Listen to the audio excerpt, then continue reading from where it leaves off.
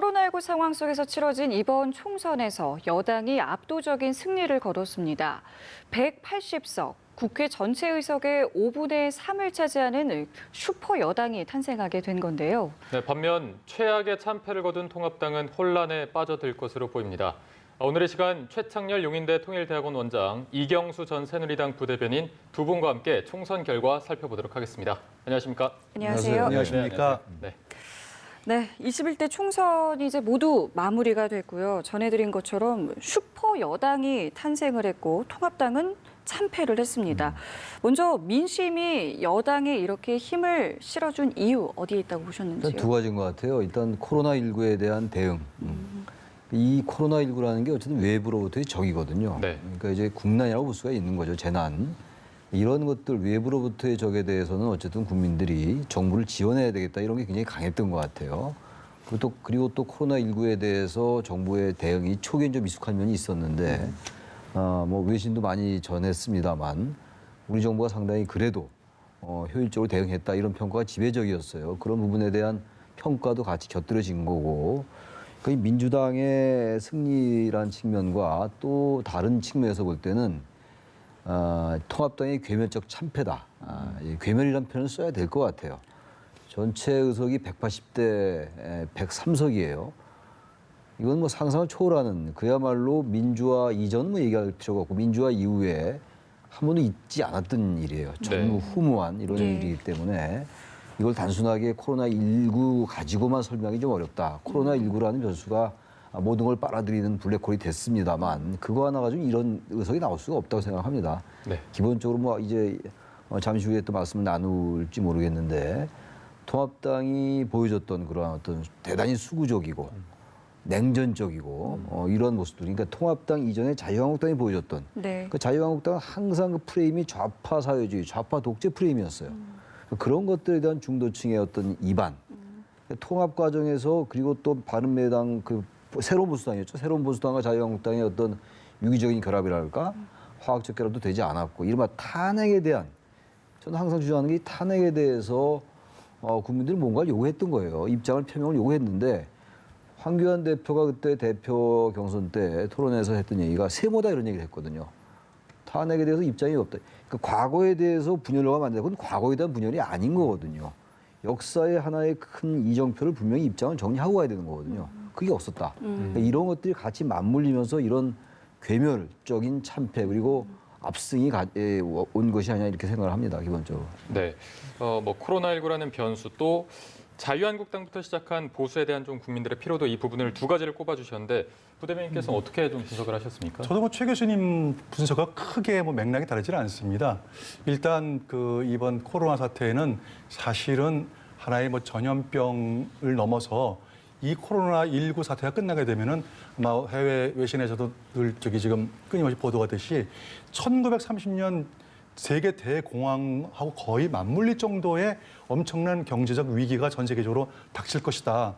그럼 이럴 경우에 과연 그런 국민들은 어떤 선택을 해야 되냐면은 원래 전쟁 중에서는 왜 장수를 바꾸자 한다는 이런 말이 있거든요. 현 정부에 대해서 지속적으로 그 지지를 보내줌으로 해가지고 닥쳐올 위기를 경제적 위기를 일관성 있게 좀 극복해야 되는 것이 아니냐라는 그런 유권자의 표심이 또 있는 것 같고 두 번째 똑같습니다. 저도 이번 총선의 결과는 미래통합당의 폭망이다.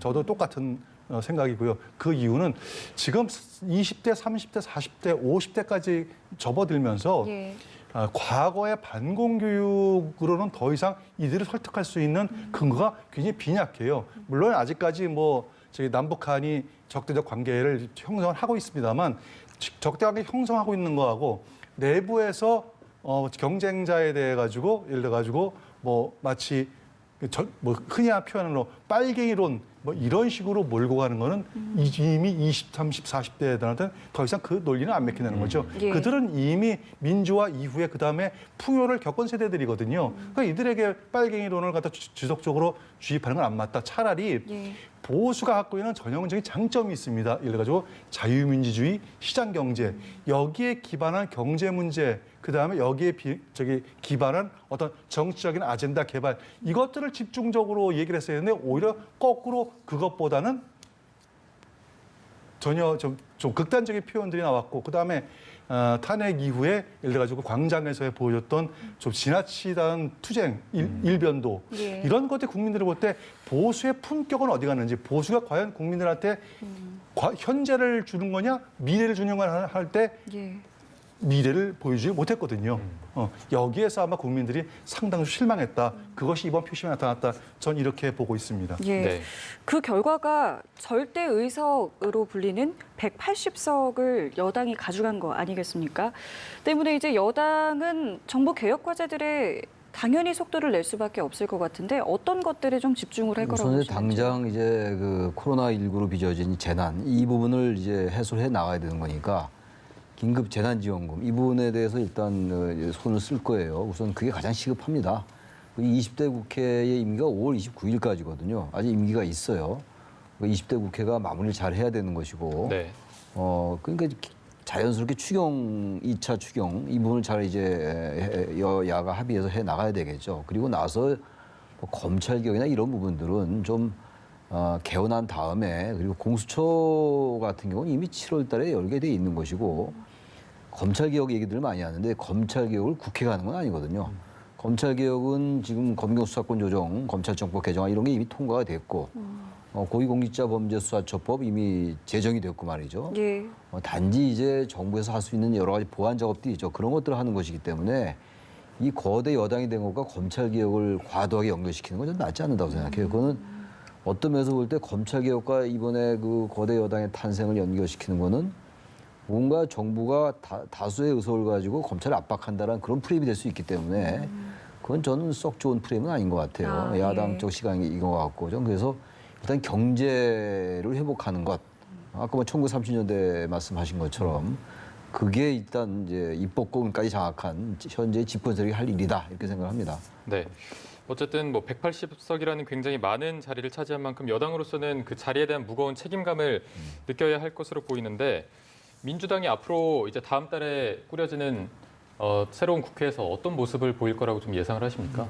저는 오히려 팽팽한 균형이 있을 때보다는 압도적으로 의석수를 많이 확보한 그 여당에서 더욱더 협치를 할 것으로 저는 예상이 됩니다. 좀 왜냐하면 온건한 이미 모습으로요. 표로는 투표로는 모두 다 할 수 있거든요. 네. 예산안 무제한 통과시킬 수 있고 뭐 심지어는 선진화법까지도 완전히 무력화시킬 수 있는 그런 숫자가 확보가 돼 있기 때문에 네. 무조건 통과시키는 것보다는 어차피 통과가 되는 거니까 철저하게 야당하고 타협하는 모습들을 오히려 더 보여주는 그러한 형태의 의회가 될 것으로 보여집니다. 그렇게 하기 위해서는 아마 이제 5월 달에 있을 뭐 국회의장 선거라든지 이런 부분에서 상당히 그런 것에 마인드를 충분히 가지고 계신 분이 국회의장에 들어오시면은 훨씬 더 부드럽고 그다음에 특히 이제 그분이 현 정부의 이제 핵심들하고 관계가 좋으시다면은 예. 대통령까지 이렇게 설득해 나가는 과정 중에서 오히려 저는 거꾸로 좀 새로운 정말 타협하는 국회, 일하는 국회의 모습이 오히려 보여질 거라고 저는 그렇게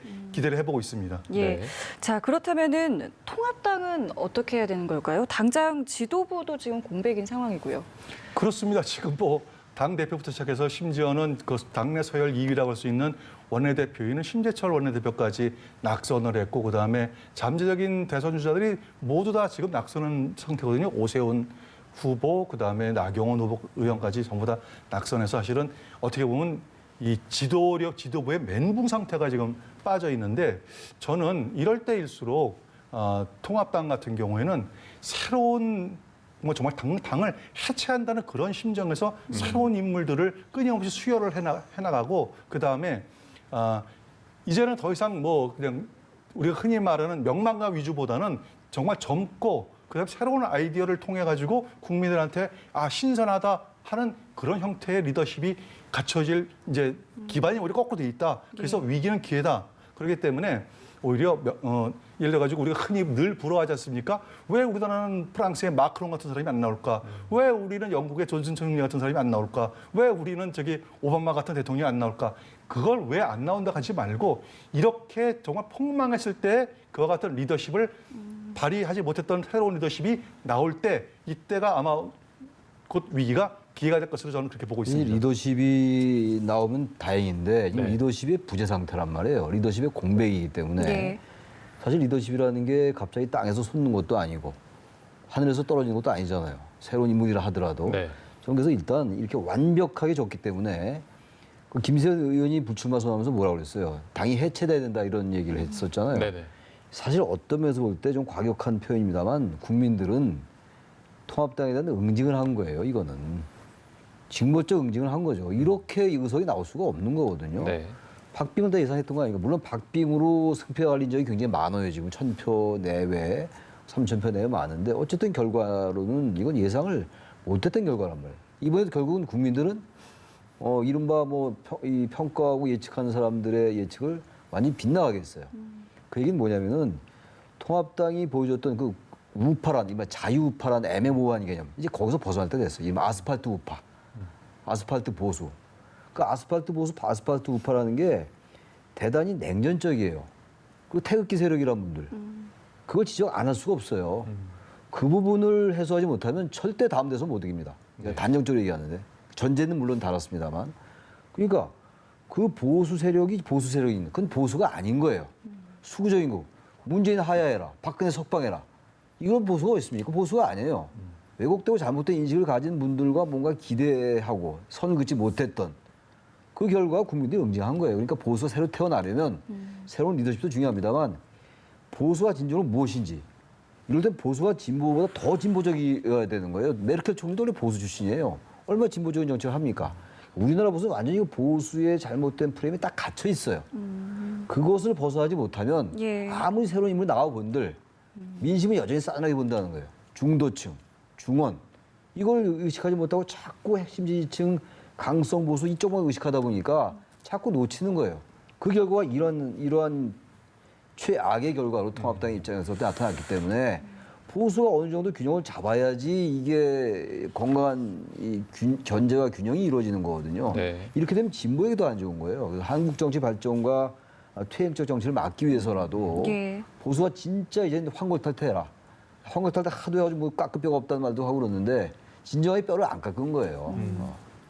어쨌든 이게 좀 갈아엎어야 한다고 말씀하시는데 새로운 이제 앞으로 비대위 체제로 운영이 될 수밖에 없겠고 새로운 인사로 뭐 김종인 위원장도 거론이 되고 있지만 이 정도면 아예 뭐 정말 새로운 인물을 도입할 가능성도 저희가 볼 수 있겠네요.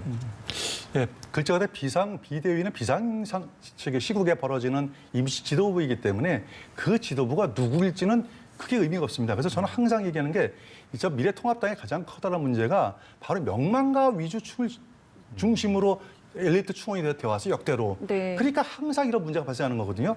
엘리트 중심보다는 오히려 지역 친화적이고 그다음에 국민에게 한 가지라도 보수의 품격이 무엇이고 보수가 지향하는 가치가 무엇이라는 걸 이런 걸 화두를 던져줄 수 있는 사람들이 충원이 필요한데 그게 잘 안 됐던 거거든요. 그래서 저는 이번에 비대위가 만약에 구성이 된다면은 무명이라도 좋습니다. 정말 보수가 이렇게 가야 된다고 하시는 그런 분이 좀 나섰으면 좋겠어요. 네, 이 보수의 정의를 좀 새로 내릴 수 있는 이제 새로운 인물이 필요하다라고 두 분께서 말씀을 해주셨고요. 이거 하나 여쭤보고 싶은 게요. 저희가 총선이 끝나고 나면 당연히 이제 위성 정당과 합당을 할 것이다라고 생각을 했었는데 글쎄요, 지금 그렇게 안 하려는 움직임이 있다라는 보도가 있습니다. 이게 어떤 이유 때문인 건가요? 그래서 공수처장 얘기인 것 같아요. 공수처장을 임명하려면 이제 공수처장 추천위원회에서 2명을 이제 내정해서 대통령께 보고를 하면 추천을 하면 대통령이 결정하는 거거든요. 근데 거기에 이제 여당 목 2명과 야당 목 2명이 있어요. 그 추천위원회. 야당 몫이라는 게 또 야당이라는 거는 여당을 지으면 다 야당이에요. 우리가 이제 흔히 범진보, 범여권 이렇게 얘기하는데 범여권에 더불어민주당을 제외한 정당은 야당인 거거든요. 그러니까 현재 지금 미래한국당은 이제 야당이고, 그리고 이제 뭡니까 더불어시민당은 예. 여당이잖아요. 네. 여권이죠. 둘 다 야당은 야당이에요. 야당인데 더불어시민당을 원내교섭단체 만들어가지고 추천 몫을 야당으로 하는 걸 그쪽에 하나 주게 되면은 야당에게 준 건데 야당 몫을 결과적으로 예. 이 여권에 유리한 그러한 이제 공수처장을 임명할 수 있지 않냐 그런 계산인 거예요. 다시 말하면 꼼수 정당이 아니라 이제 꼼수 원내 교섭단체다 이런 얘기인데 네. 글쎄 그렇게 또 할지는 우리가 속단하기 어려워요. 지금 비례정당 때문에 얼마나 많은 비판을 받고 있어요. 예. 보수 진보를 떠나서 그리고 예. 이 제도의 왜곡 제도의 폄훼 이런 것들로 많은 비판을 받고 있는 건데 네. 180석 얻자마자 또 공수처장을 임명해서 그렇게 과도하게 무리를 한다? 그렇게 되면 정말 이거는 국민들이 그렇게 하라고 이 180석을 만들어준 건 아니기 네네. 때문에 여권에서 아마 그런 정도의 어떤 분별력이 있지 않을 거라고 생각을 일단 해보는데 뭐 두고 봐야 되겠죠. 네, 알겠습니다. 그리고 통합당 출신의 무소속 당선자들도 조금 살펴보면 그래도 좀 체급이 큰 인물들이 있습니다. 홍준표, 권성동, 윤상현, 김태호 의원이 있는데 복당은 그냥 자연스럽게 이루어질 거라고 보십니까? 저는 당분간은 복당이 잘 이루어지지 않을 거라고 보여집니다. 이제 왜 그러냐면요. 이게 정당사라는 게 그렇습니다. 지금 어차피 지금 미래통합당 입장에서 볼 때는 비례까지 합쳐가도 다 저기 103석밖에 안 되거든요. 한 석, 두 석이 더 있어봐야 큰 의미를 갖지 못해요. 예를 들어가지고 아주 그냥 치열하게 과반수에 근접해 있어가지고 예를 들어 국회의장 선거를 해야 되는데 국회의장 선거를 하기 위해서는 제1당에게 주겠다는 그런 저기 관례가 있기 때문에 그것 때문에 빨리 뭐 복귀를 시킨다라는 것도 그런 의미를 지니는 것도 아니고 그렇기 때문에 당분간은 좀 텀을 둘 거다. 그리고 두 번째 사유는 뭐냐면은 공천에 불복을 해가지고 무소속으로 나가신 분 아니겠습니까? 그러면 일단 그 소속 정당에서 공직처겠다가 자기가 불복해가지고 공직 결과 불복해가지고 나가는데 선거가 끝나자마자 다시 들어온다? 그러면 앞으로 수없이 많은 이와 같은 전례들이 벌어져요. 그리고 이렇게 되면은 정당의 의미라든지 정당의 지향점 이런 거 다 무너져 버리게 되거든요. 예. 그렇기 때문에 뭐 언젠가는 뭐 저기 다시 그 입당 현실적으로 입당은 받아주겠지만 지금은 아니다. 적어도 제가 볼 때는 올해 연말은 지나야 아마 받아주지 않을까 저는 이렇게 보고 있습니다. 네, 알겠습니다. 참 여러 가지 이야기를 저희가 나눴는데요. 그럼 끝으로 두 분께 글쎄요, 이제 시작되는 21대 국회에서 이런 모습은 좀 꼭 보고 싶다라는 거 하나씩 여쭤보겠습니다. 이런 모습이요? 예. 글쎄요. 일단 정치가 복원돼야 되겠죠. 우리 지금 정치가 거의 지금 부재한 상태예요. 네. 뭐 어제 국회의원 뽑은 것도 정치 행위고 모든 게 정치이긴 합니다만 저도 아주 원론적인 교과서적인 정치는 아니라 하더라도 정치에 흉내 내야 될 거 아니에요. 이건 정치가 아니죠. 비례정당 만들고 위성정당 만들어가지고 의석 만들어내고 제도 취지 훼손하고 예. 이거는 이런 식의 정치는 유권자들이 뽑긴 뽑았습니다만 대단히 공허한 거예요. 원장님께서는 연동형 비례제는 당연히 개정이 돼야 된다라고 당연한 생각을- 얘기죠. 왜냐하면 연동형 비례대표제가 그대로 취지대로 운영이 되면 개정할 필요가 없을지 모르겠습니다만 예. 이 제도가 있는 어쨌든 이번에 이런 꼼수가 나왔던 거 아닙니까? 어떤 그 법의 틈새를 파고드는 거 아니에요? 그렇다면 이 정당들이 이러한 것들을 만들지 않으면 몰라도 만들 개연성이 있다면 바꾸고 보완할 수밖에 없어요. 그리고 연동형 비례대표제 어떤 시뮬레이션을 보면은 이번에 비례정당을 안 만들었으면요. 이 연동형 비례대표제 하에서 거대 정당 두 정당의 의석이 줄어요. 그걸 알고 만드는 거였거든요. 그럼 그러한 것들을 원천적으로 차단하기 위한 보완은 반드시 필요하다 이렇게 생각하는 거죠. 네, 그럼 지금 상황에서 군소정당이 지금 의석수가 많이 없는 상황인데 앞으로 꾸려질 국회에서 군소정당의 역할은 거의 미비하다고 볼 수가 있겠네요. 21대 국회에서 적어도 이 상황 속에서는 뭐 거의 뭐 전무하다시피 한 거죠. 정의당이 뭐 6석 얻었어요. 그래도 네. 생각보다 많이 이제 선전한 건데 비례해서 6석까지 할 게 뭐가 있겠어요. 그리고 민생당 뭐 하나도 얻지 못했고 네. 예. 국민의당 3석 얻었고 국민의당도 마찬가지예요. 지역구에서 하나도 못 냈어요. 지역구에서 하나도 못 낸 정당이 그 정당으로서 온전한 역할을 하기가 어렵죠, 사실은. 그렇다면 지난 선거 때는 국민의당이라는 제3정당, 이른바 캐스팅 보트가 있었는데 이번엔 예. 그게 없어요, 지금. 그래서 우리가 거대 정당의 이 적대적 공생이 더 강화된다 이렇게 우려를 하고 있는 건데 아까 우리 이경수 대변인께서 좋은 말씀하셨는데 거여일수록 오히려 여유를 가지고 정치를 복원하는데 그 입법권을 거기다 써라. 네, 그런 주문을 하고 싶습니다. 예. 자, 그러면은 어떤 모습을 보고 싶은지도 들어볼까요? 일단 저기 정치 개혁 우리가 늘 정치 개혁하는데 정치 개혁은 이제 제도로도 완성이 되고 그다음에 제도를 벗어나서는 또 어떤 개인들의 어떤 리더십이 발휘함으로 해가지고 발생할 수도 있는 거거든요. 저는 항상 우리나라에서 정치 개혁하면서 제도로서만 자꾸 이것을 운용을 했어요. 예를 들어가지고 이번에 연동형 비례대표제도 정치 개혁 특위에서 만들어낸 제도 아니겠습니까? 결국은 정치 개혁이 돼버렸잖아요. 그러니까 뭐든지 제도로서 하는 것도 중요하지만 가장 중요한 것은 정치의 소프트웨어, 다시 말해서 사람들이 할 수 있는 정치의 복원이 이번 21대 국회에 꼭 필요하다. 그래서 저는 정말 아닌 게 아니라 대통령께서도 야당 대표들을 수시로 불러서 같이 식사도 좀 해주시고 예. 특히 여야 간의 대표들 모이면 상시 정례화되고 그다음에 좀 꼬일 때에는 중진급 의원들이 자주 모여서 좀 뭐 술 약주도 한잔 하시면서 어떤 정치의 물꼬를 터나가는 이런 모습들이 국민들에 보여줄 때 국민들은 안심하고 생업에 종사할 수 있다. 그래서 정치력 제도보다는 정치력 자체를 복원시켜주는 21대 국회가 됐으면 좋겠다. 이런 말씀드리겠습니다. 네. 예.